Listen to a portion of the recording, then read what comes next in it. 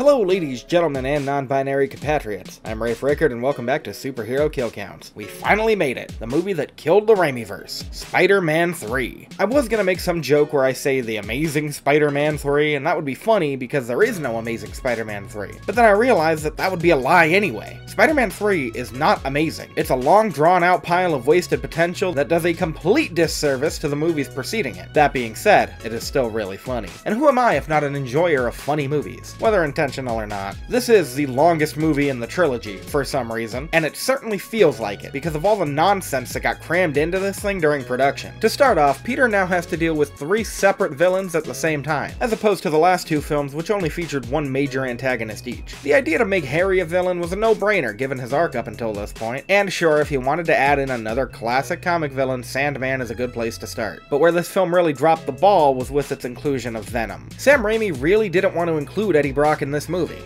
You're trash, Brock. Excuse me?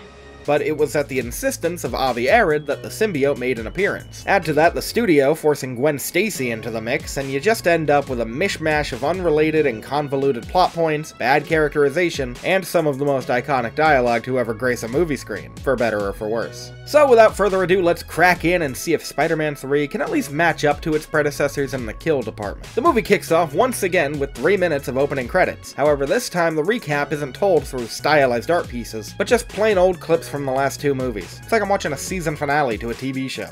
Carry on my wayward son. There'll be peace when you are done. We then find Peter watching himself on TV, like me watching my own YouTube videos to feed my already inflated ego. And speaking of egos, the entire opening monologue for this one is pretty much just Peter patting himself on the back for finally finding that work-life balance that he struggled so much with in Spider-Man 2. He's beloved by the people of New York, he's doing well in school, and things are getting pretty serious with Mary Jane, who, by the way, is now at the point of headlining major Broadway shows, so that's neat. But while things are looking up for those two, things are not going well for Harry. He's been juicing up on that goblin serum, and now he absolutely fucking despises Peter for killing his dad. I find it so strange that Peter spent years avoiding telling Harry the truth about his father's death because of his desire to honor Norman's last wishes. But in this movie, he's just willing to put it all on the table just to patch things up. Feels a little sloppy and I don't like it. So while Peter and MJ get nasty on top of a homemade spiderweb, it's not even 10 minutes into this movie and we're introduced to our second villain, when a meteorite falls from the sky, unleashing a sentient black gooey substance that latches onto Peter's bike and follows him home. And you know what? Let's keep that villain train rolling, because in the very next scene we meet Flint Marko, played by Thomas Hayden Church, an escaped convict with a penchant for long walks on the beach and retconning established lore. He stops by his apartment to pay a visit to his wife and daughter, who you know is terminally ill because she's wearing a nasal cannula. And his wife's obviously like, dude, get the fuck out of here. Because he is A, an escaped convict, B, a common thief, and C, he maybe even killed a man. You maybe even killed a man? His daughter gives him a locket, and he promises to get the money to make her healthy again. Now what disease does she have? Who cares? She never appears again in this movie after this introduction scene, so why should we be invested? Peter decides to pay a visit to Aunt May to get her advice on proposing to MJ. And after a long and kind of meandering scene talking about islands or whatever, she gives him her engagement ring to use for his proposal. And honestly, this movie is the definition of whiplash, because not 2 seconds later, Harry swoops in and starts beating Peter to a pulp. Like, I thought I accidentally skipped ahead. It happens that quickly. And I think now's as good a time as any to point out the new goblin in the room. Harry's costume is generic AF, he's riding around on a motorized snowboard because this was 2007, and his name is literally New Goblin. I mean, it's never stated in the movie, but all of the merchandise was labeled as such, and like, that's such a cop-out. You couldn't use Hobgoblin or Goblin King or Son of Gobby or literally anything else. Nope, New Goblin. Hey, why wasn't he in No Way Home? Oh yeah. So the 2 ex-besties battle it out in the city streets, and Peter begins fumbling over himself trying to keep Aunt May's ring from falling out of his hands. And you know what? I'll give him this, at least it adds some stakes to the fight scene. Anyway, it all ends when Harry is clotheslined by Peter and he fucking eats shit.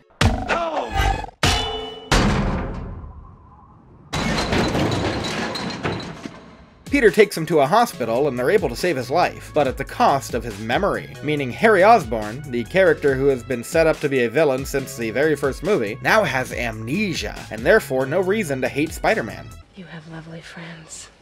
My best friends. I'd give my life for them. Foreshadowing as a narrative device. I I have a lot of thoughts on the way the Harry Osborn was handled in this trilogy. Maybe I'll make a video about that sometime. With New Goblin out of the picture, we trade one villain for another by jumping right into the origin of Sandman, as he gets chased by police into a top-secret research base, and he ends up falling into a super collider of all things. And I mean, you know this guy's a bad guy because he punches a dog in the face. Now granted, the dog is a narc, but still, not cool, man. As the scientists at the base begin the startup process for their collider, one of them notices a change in the silicon mass, and the other dude just brushes it off by saying it's a bird that'll fly away when the machine starts up. Now, there are two major things wrong with this scenario. One, that's a big bird. And two, even if it is just a bird, don't you think you should get rid of it before doing your weird sand experiments? You know what, actually, I would love to see Spider-Man go up against a sand bird. That sounds pretty cool. Why didn't we get that movie? So Flint gets trapped in the middle of the experiment, and he comes to as a man made completely out of sand. A sand man, if you will. And this scene is one of the few things I ever see people praise about this movie, and for good reason. It's emotional, the score is perfectly melancholy, the effects don't look half bad, and it's just great wordless storytelling overall. The part where he tries to reach for his daughter's locket and his hand falls right through it is enough to bring a tear to your eye. If you weren't already crying because you're watching Spider-Man 3, that is. Meanwhile, Peter and MJ are starting to see the cracks in their relationship. MJ's having a hard time dealing with critics, which I'm not sure why she became an actress if that's gonna bother her, and Peter's having a hard time empathizing with her because he keeps relating all of her problems back to being Spider-Man. Honestly, and this goes for the villains too, if any two people in this movie just sat down and talked to each other, 90% of this movie's plot would not have happened. Peter gets called away to a disaster going on downtown, where a crane goes haywire and crashes into a building, causing debris to start raining down on civilians. One woman gets smacked by falling metal, but I don't think that impact looked lethal enough to kill her. The police show up to the scene led by Oh Captain My Captain Stacy, who realizes his daughter Gwen is at ground zero. Gwen Stacy is played by Bryce Dallas Howard, and as we all know, she just loves falling off of tall buildings. This scene also serves as the super underwhelming introduction to Eddie Brock, a Daily Bugle photographer played by Topher Grace, because when I think of the human slab of meat that is Eddie Brock, I too think of Eric Foreman. Luke Skywalker this, Luke Skywalker that. I'm sick of hearing about that little fruit.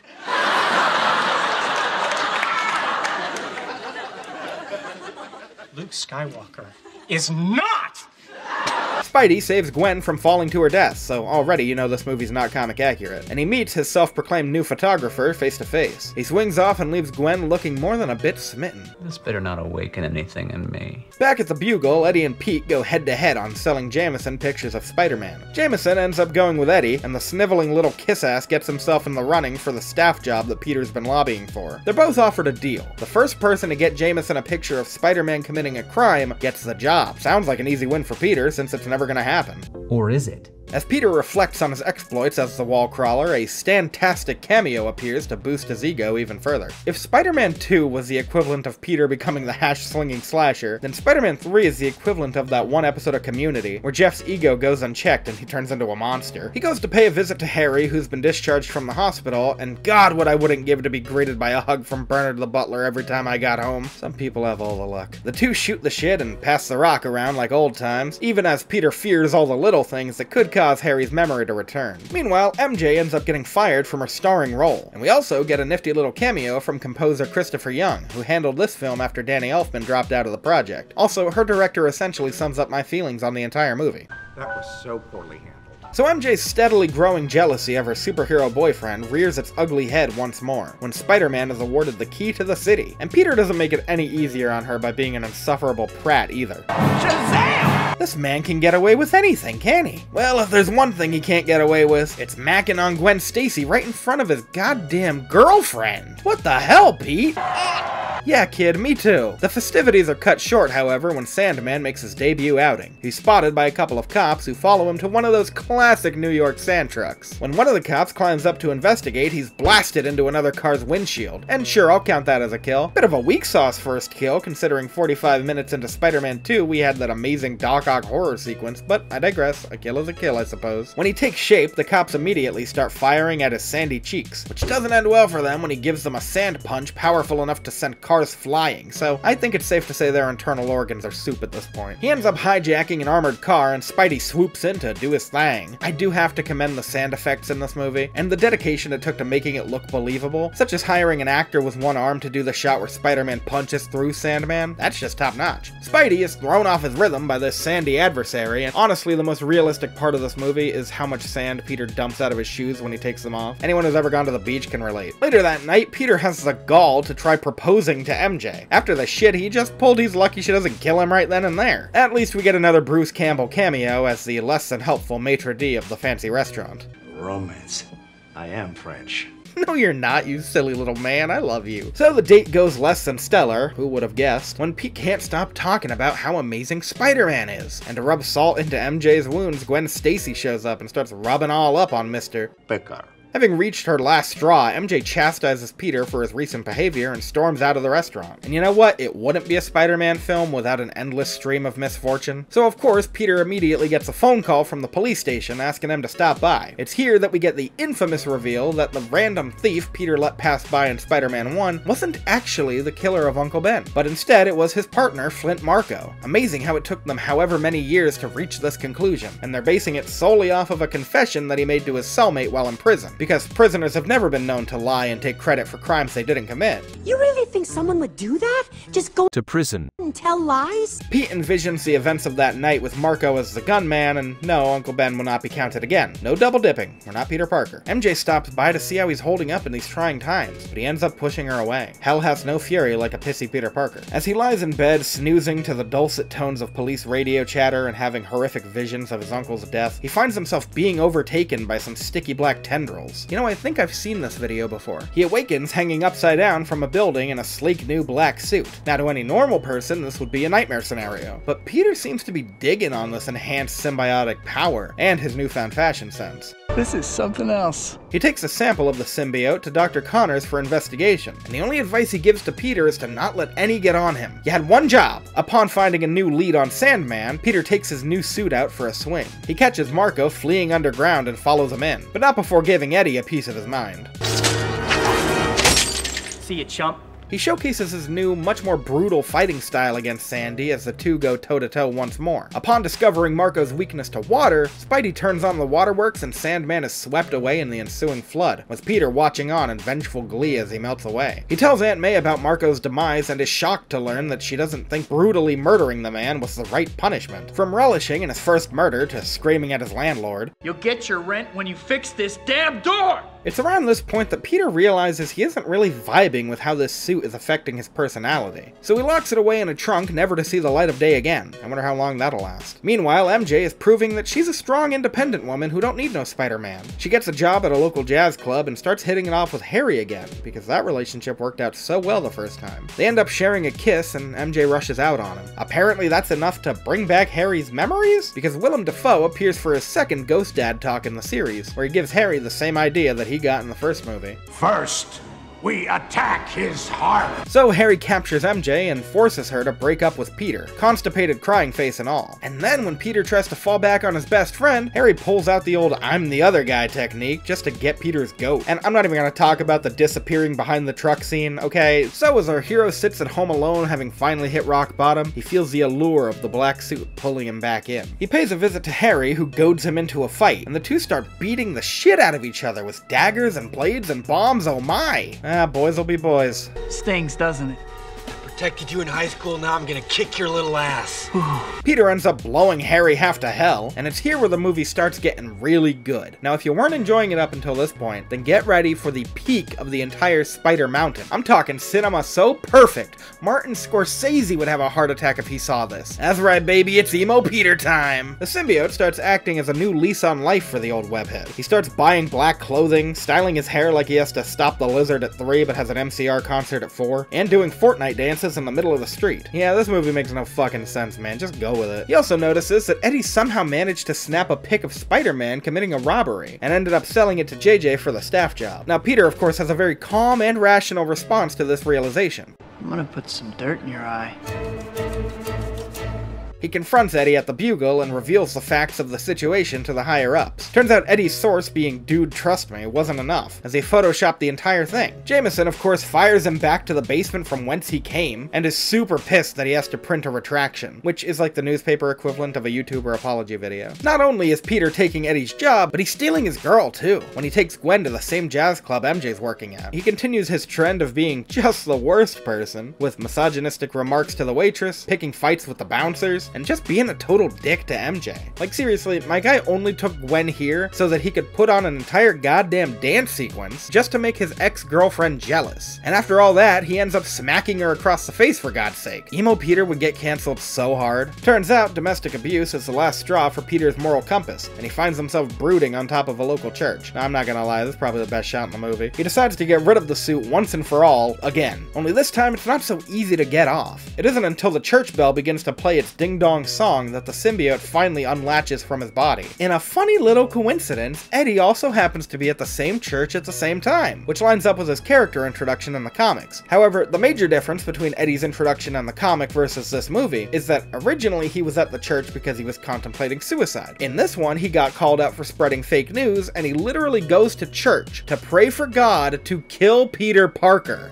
I want you to kill Peter Parker. My guy doesn't know he's Spider-Man. He doesn't have anything against Spider-Man. He is asking fucking God to be his personal hitman for the photographer who took his job. You cannot make this shit up. As Peter is tearing the alien from his flesh, the noise draws Eddie in, who, along with finding out Spider-Man's identity, gets fucking gooped when a piece of the symbiote lands on him and starts assimilating its new host, finally giving us our first live-action adaptation of Venom. Oh boy. On his journey throughout the New York streets, Venom just so happens to bump into Sandman, who's really managed to pull himself together. Eddie convinces him to partake in a little team-up action to end Spider-Man once and for all. Alright, we've covered 2 of these movies on this series before. Let's take a guess as to what happens next. A. Spider-Man and the villain sit down for a chat and work out their differences like adults. B. Mary Jane gets kidnapped for the 3rd climax in this godforsaken series and the final battle ensues. Or C. Rafe jumps off a bridge before he can finish this video because watching this movie is so unbearable. Place your bets in the comments below. If you guessed B, congratulations,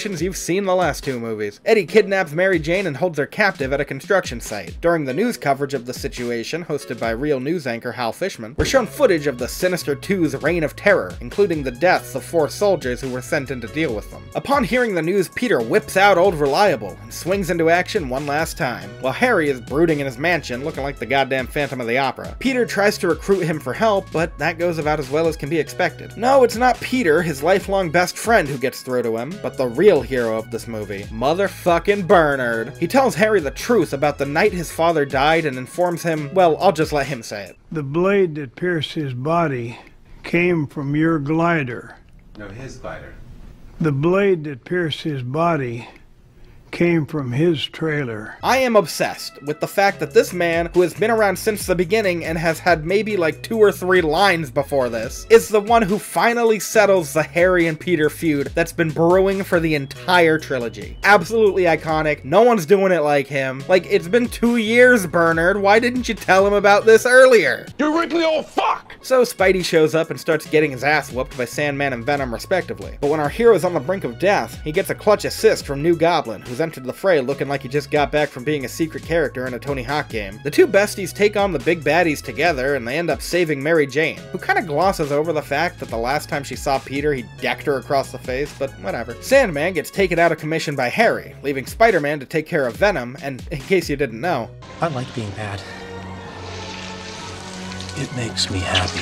After a crash landing causes a bunch of tubes to fall to the floor, Peter notices the noise starts causing the symbiote to freak out, harkening back to the church bell. When Venom grabs Harry's board and makes a beeline for Spidey, Harry jumps in the way, sacrificing himself to save his best friend's life. You see, because he was also impaled by his own glider like Norman was, but this time he was trying to save Spider-Man and not kill him. It's like poetry, so if they rhyme. Peter sets up the tubes in a row and starts playing his favorite song, separating the symbiote from Eddie and giving Peter a chance to end it it once and for all. When the symbiote starts looking like a reject from John Carpenter's The Thing, Pete tosses a pumpkin bomb into the mix to obliterate it, only for Eddie to jump into the blast himself because of how down bad he is for that gooey high. Simbrock is real and the Raimiverse confirmed. With those two out of the way and Harry dying on the floor, Pete decides now's the best time to hear Flint's side of the story. Turns out he was robbing that fight promoter to get money for his daughter's medical expenses, and ended up shooting Uncle Ben by accident. It happens. And apparently that's enough for Peter to let the man who killed his uncle get away scot-free. So Sandman wisps away into the breeze, only to rematerialize 14 years later in another universe. Meanwhile, Harry's like, still dying here, and he and Pete share an emotional farewell, as Harry Osborn leaves this mortal coil to go to the big snowboarding tournament in the sky. They pay their respects at his funeral, and Peter and MJ share one last dance before the credits roll. Thank God. I counted 11 kills in Spider-Man 3. Not quite as many as the last two movies, but that makes sense considering this film couldn't stack up to those two if it tried. The Platinum Battering for coolest kill goes to Eddie and Venom. We love to see a tragic gay love story come full circle, plus crumbling skeletons. The Rusty Shield for lamest kill goes to the cops who got punched by the Sandman, cause like, come on man, didn't Anakin Skywalker warn you about this? Sandstorms are very, very dangerous. Spider-Man 3 came out in 2007 and was the most expensive movie ever produced at the time. Being the finale to a popular trilogy, of course it was a commercial success, but it was met with very negative reviews from critics and fans alike, which ended up shutting down any plans for a Spider-Man 4. The series would be rebooted with Andrew Garfield a few years later, and we all know how that went. Spider-Man 3 is a clunky, overly long, convoluted mess of a film that feels like a chore to sit through in one sitting. My opinion, watch the first two movies and watch like the 3 good scenes from this one as well as the funny meme lines. You want forgiveness? Get religion. Anyway, I'm tired. This movie broke me. Tune in next time to see what other heroes and villains will be featured on Superhero Kill Counts. See you then, Super Friends.